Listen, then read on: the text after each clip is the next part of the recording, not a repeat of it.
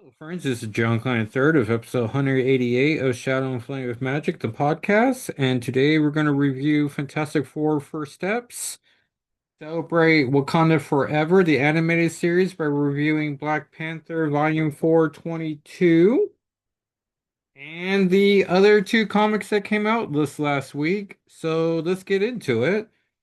We saw Fantastic Four First Steps, fantastic movie, pun intended.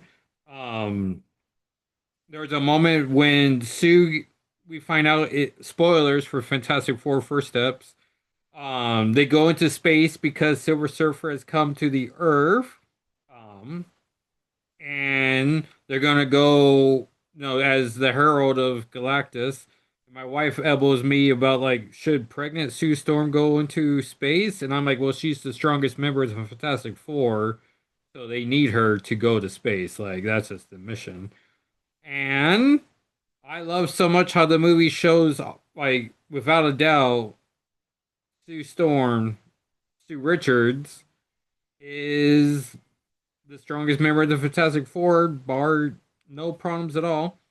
Um, we get a great ABC montage in the beginning of the movie, which at first I was like, ABC, that's an odd choice. And I was like, oh no, Disney owns ABC. Of course, that's the network they're going to go with. And we finally got the I don't know, a sequence I always want in every superhero movie where it's like, give me a history of the X-Men or these characters and who they fought.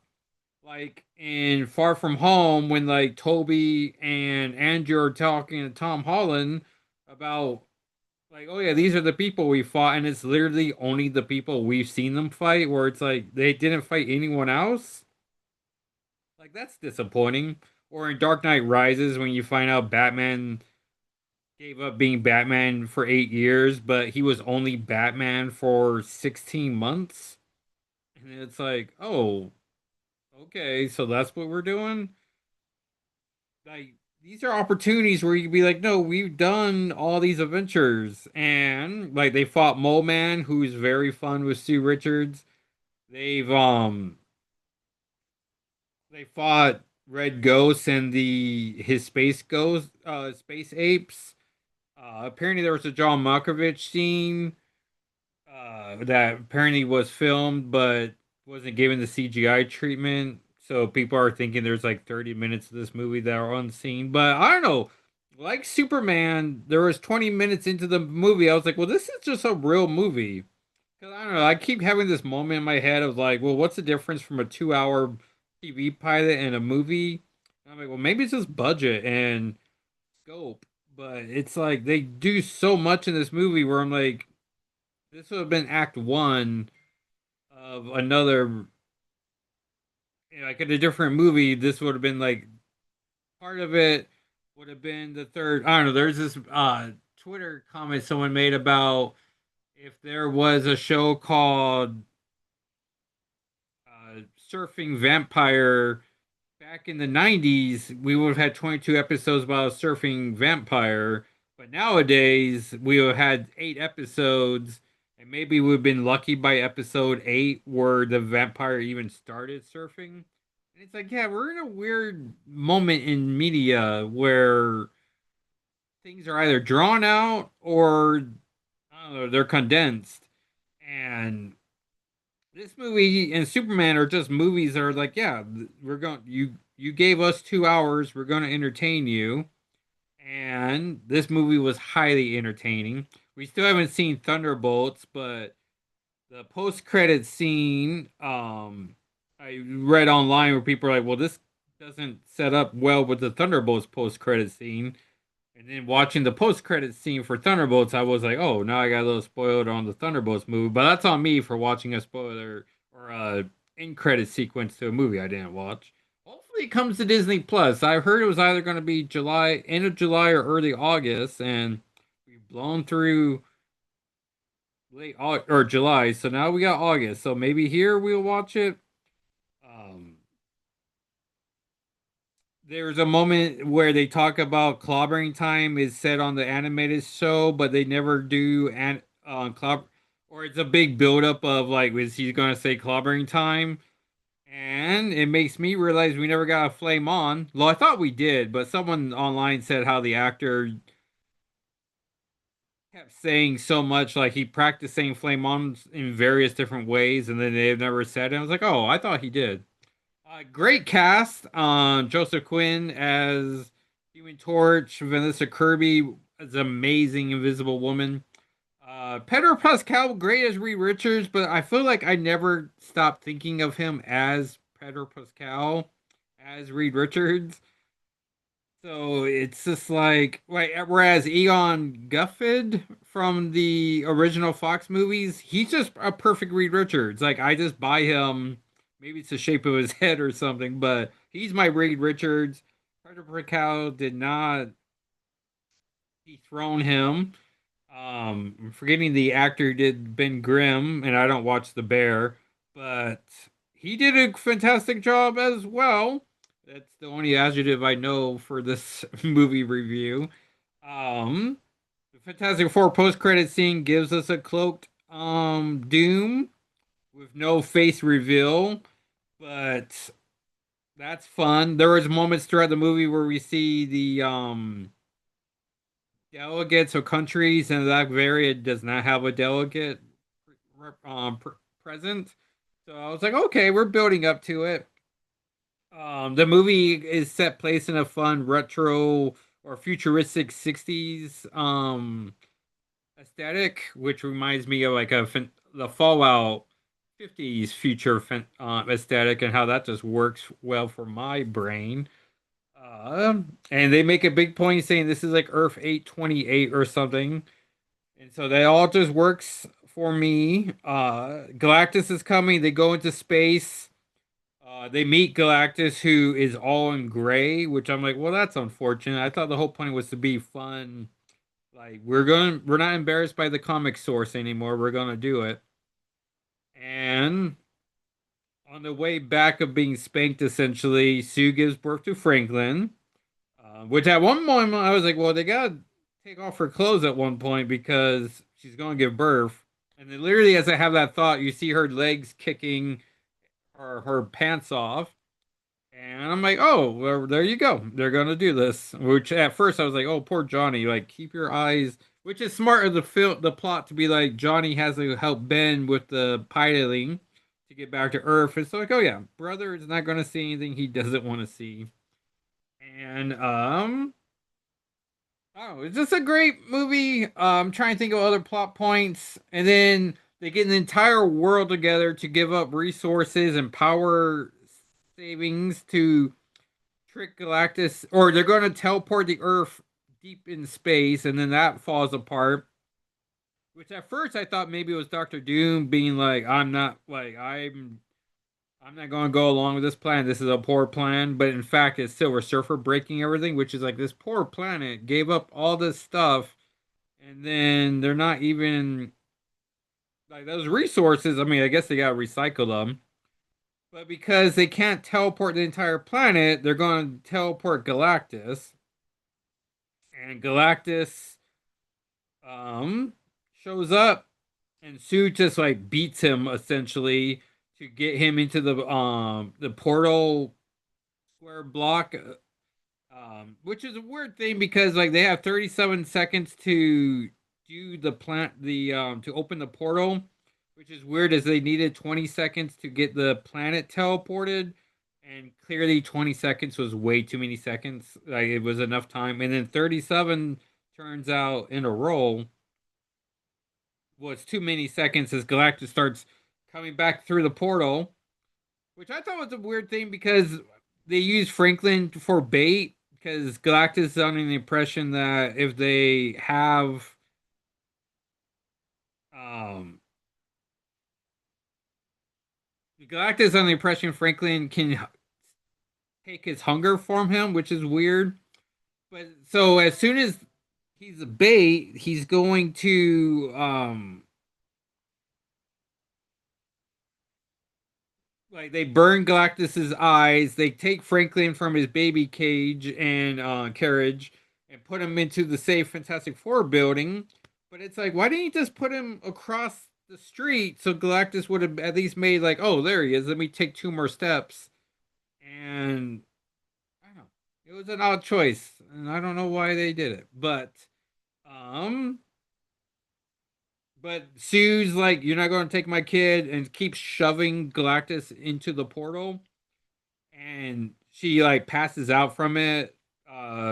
Oh yeah, there's a great moment where Galactus comes to Earth, falls into the ocean, or jumps into the ocean, comes out, and you see the glorious purples and blues of Galactus's proper form. And I'm like, okay, we did it. Thank you. Which was odd because we saw the commercial where we see the Galactus boot, and it was like, whoa, okay. Um, and then Sue passes out. Galactus is gone. Human Torch is going to sacrifice himself, but Silver Surfer pushes him out of the way and then does the final thrust into the portal. And then we're led to believe, well, no, I'm pretty sure Sue dies, and then Franklin's baby power, and they never call him a mutant, which is like, oh, that's unfortunate. Like we could have used the musical cue one more time. And yeah, baby brings mommy back.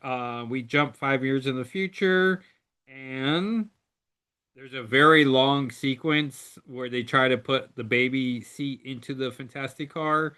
That if you have a kid, you know how long it takes to put a baby seat in. And then it made sense to me, like, yeah, three guys trying to do it, they're just going to be stopping each other from doing it the whole time. And yeah, and the movie ends, and the end credit sequence of Doctor Doom, and we're off to not know because I thought for sure in sequence would be a portal opens up, takes the Fantastic Four family, and so now that's a whole different story. And I guess spoilers for the Thunderbolts, but like we see in that movie, the Fantastic spaceship is coming to our Earth, so it's like okay. And then we got Doomsday to look forward to. Oh, and we saw the Tom Holland new Spider-Man suit from Brand New Day. It looks like it has the gorgeous blues that we saw at the end of Far From Home. And it looks like we got teased earlier in the week about the textured raised texture that I guess people really wanted from the Toby suit. And it looks like he has the Andrew Garfield long leg, daddy long leg spider symbol. So it looks like a mesh of different costumes that Tom's just gonna own, which I guess makes sense when you meet two alternate universe versions of yourself who are older than you. Probably want to emulate them. And so yeah, we got that movie in July. I have an idea what four comics I want to buy or use for it that I already own. But I do want to take the opportunity to have a new Spider-Man movie come out that I want to buy um, comics for. I do have a set of comics I want to buy for Fantastic Four, but we might have to wait until after the summer when we're in a better financial location. But yeah, I got plans for just and a whole litany of just back issues I want to buy. So hopefully, come October, we start buying things and get ourselves set up for 2026.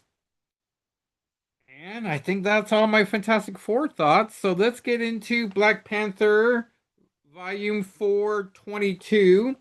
I saw the first episode, Wakanda Forever. It is odd to me that they released all four episodes at once instead of one at a time. It seems like they did the same thing of Ironheart, where they broke it off into two halves. And it's like, oh, I wonder why they didn't Daredevil release it, but here we are. This comic is rated T plus. It will cost you 299 pennies or 375 cans. It came out in January 2007. So we get a nice previously. Unfiltered by the Yoko colonization, the African warrior nation of Wakanda flourished and became a high-tech, resource-rich, ecologically sound paradise, one that makes the rest of the world seem primitive in comparison. Ruling over this kingdom are the Black Panther and his queen, Storm. The Black Panther is more than just a head of state. The leader of a warrior cult, the Black Panther, is an embodiment of the ideals of a people. While T'Challa's marriage to Storm was a happy occasion, the couple has reminded that Wakanda faces difficult times ahead. Now more than ever, Wakanda needs the Black Panther to preserve its integrity and guide its people through the political minefield created by the Civil War in the United States. To assure the fears of those who would have seen them as a threat and to ensure Wakanda's security in a world rocked by civil war, the Black Panther and Storm thought it best to embark upon a diplomatic tour amongst the larger centers of global powers. The couple's first stop was Latveria, where they were drawn into battle in their longtime adversary, Doctor Doom. The second, the Moon, to serve as counsel to the Inhuman royal family. And their most recent visit, Atlantis, where Namor succeeded T'Challa, the global resistance against the American Superhuman Resistance Act. And this is brought to us by. Oh, and you can follow along on my YouTube or TikTok channels at Jacko SIII. And this is World Tour Part 4 Inside Man, written by Reginald Hudlin, pencils by Manuel Garcia, inks by Jay Lyston and Sean Parsons, colors by Matt Mila, letters VC's Randy Gentile, assistant editor Daniel Ketchum, editor Axel Alonso, chief Joe Quesada, and Dan Buckley is the publisher. And the issue opens up with Jim Rhodes, who knows Rhodey, the war machine, and he's narrating about how he's in charge of the Sentinel One program because this is post decimation, and the X-Men have decided to sit out of the Civil War nonsense as Iron Man and Tony Stark Iron Man versus Steve Rogers Captain America. We see in the War Tour they stop by London, England on the Thames so they can talk to Captain Britain, the boy one, Brian, and he's going to set out of the American Civil War as well. He thinks T'Challa and Storm should too, but they are committed to doing this. And so they're going to come to America. They go Black Panther asks the Storm how the conversation of the X-Men went, where she talked to Emma, and Emma says, "Sorry, Storm. Like I told Tony, we're sitting this one out." What does that mean, sitting this one out? It means that after the Scarlet Witch reshaped reality, mutants don't need any more image problems, and sad to say. But the screw up in Stanford, this whole Civil War actually takes the heat off us. Lets the public know that all kind of superpowered folk make mistakes, not just mutants. So rather than join with your fellow heroes, you would let them be imprisoned to teach the world a lesson? In a world storm, yes. We don't have secret identities. There's no reason. There's a reason I go by Emma Frost and not Diamond Last for once. It's not our fight. Which is a good point. Like, where do X Men have secret identities? Miss Marvel's doing with one right now, trying to keep being a mutant and Miss Marvel and being Kamala Khan uh, all in balance. But for a reason, we get this panel of Kitty Pryde just listening to the conversation, like as a weird spy. Like, why wasn't she just in the room with Storm and Emma as a proper like triad of, or the trinity of ex-ladies? And she has very derpy eyes in this panel, which I always like to use online for any example of like, look at odd comic takes, and it's what maybe an inker could have centered her eye, or maybe the colorist could have colored it, but instead, I don't know, she just has one eye looking at us, the reader, and the other eye just on Emma, I suppose. I'm not sure what that's about. And meanwhile, the White House, there's people excited about the recently married couple, and then there's people who are against them coming. And there's a double page ad for a car ad here that I do not understand cars advertising in comic books. Like someone's supposed to read a comic and then be like, you know what, I'm gonna take this to the car dealership and be like, sell me this car. But this Shield officer asks Rowdy about his thoughts on Black Panther, which he's like, why? Because I'm black, and it's like, oof, like no, just asking questions. And then the White House wants to ask Storm to register because the president can't be seen with any non-registered superheroes. Black Panther immediately clocks this as a lousy thing for Tony to do. And then there's commotion outside as these new Sentinels are about. They look like they're Wakandan Sentinels. And because the Sentinels at the Xavier Institute are just pure red Sentinels, but these are not those. They look like just giant robots with a Wakanda headdress, which I'm not sure why that is it. I guess. Yeah, and then here's another two-page ad of a different car like advertisement. There was like, all right. And so Storm's breaking them down. T'Challa's trying to fight them. But he's just a man. Iron Man shows up to be like, T'Challa, stand down, or we're gonna put you down. Which then T'Challa goes to make a costume change, so Iron Man turns his attention to Storm. And then T'Challa shows up in a pretty cool anti-Iron Man suit. So I guess Storm doesn't have to like embarrass Tony with an immediate battle. Rhodey shows up to try to get them all to stop fighting. That he's not dead or crippled. Though I think this is way too early for. Oh no, no! Of course, this is Civil War, so we haven't gotten to the Captain America Civil War film. And T'Challa is committed to continuing his war tour, and he's not leaving America, and so that's what they're gonna do. So yeah, not a bad issue. I got it for that one panel of Kitty Pryde because that's how easy it is to get me to buy a comic. And that everyone was Black Panther Volume 4 issue 22, which I guess will be easy for me to promote online with just the cover image and the Kitty Pryde page.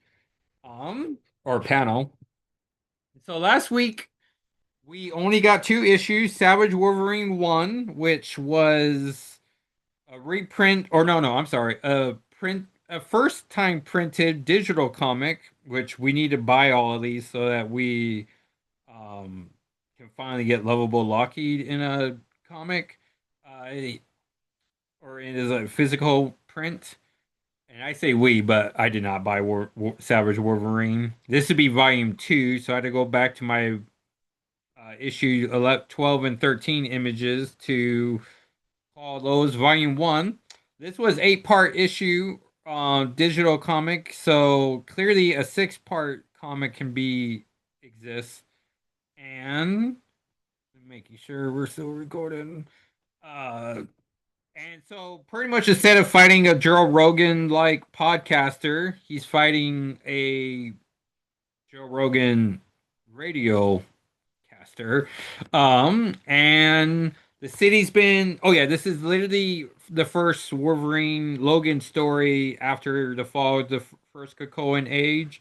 And so he's just on the road, just on his motorcycle, comes across the city, that's on its last legs, but has a very popular radio host who tells the whole city to do what he wants. And so only places opens a bar and people sit at home having anti-mutant thoughts put into their heads. And Logan meets a guy who's a mutant in hiding because the whole city hates him, but he's from the city, so he doesn't want to give up on it. And lots of fight. They get to the radio tower. That's, of course, 8 floors high. And so they got to fight their way all the way up. And, they kill the guy. The guy's Logan's new friends. Like, I'm going to get the city back on its feet. And that's the issue. So it's Solo Wolverine.